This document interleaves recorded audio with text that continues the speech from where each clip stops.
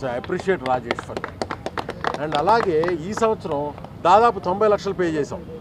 90 లక్షలు ట్రస్ట్ నుంచి డొనేషన్స్ ద్వారా చేసాం. దానిలో మేజర్ కంట్రిబ్యూషను 35 లక్షలు ప్రభాస్ గారు ఇచ్చారు, 25 లక్షలు సుకుమార్ గారు ఇచ్చారు.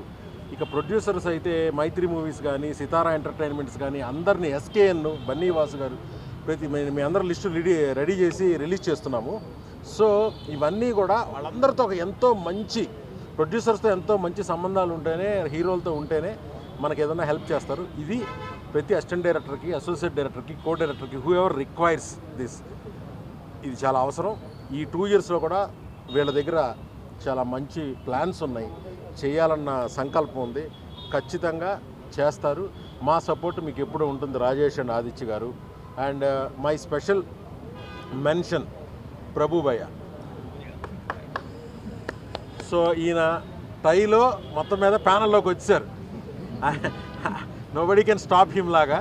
So welcoming you for this. And winning టీమ్కి, అలాగే ఇది ఉన్నదే మన అసోసియేషన్ ఒక 2000 మంది, ఓట్లు వేసింది 1022 పీపుల్ అంట. ఏమై రైట్? 1040 పీపుల్. 1040కి నెక్స్ట్ ఇయర్ నా కోరిక అయితే కనుక యునానిమస్గా మన బాడీ ఎలక్ట్ అవ్వాలి, యునానిమస్గా.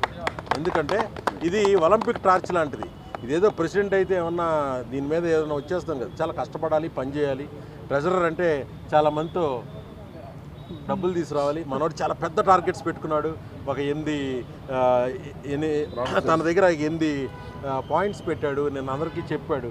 వాటి దిశగా ఆల్రెడీ వర్క్ కూడా స్టార్ట్ చేశాడు రాజేష్.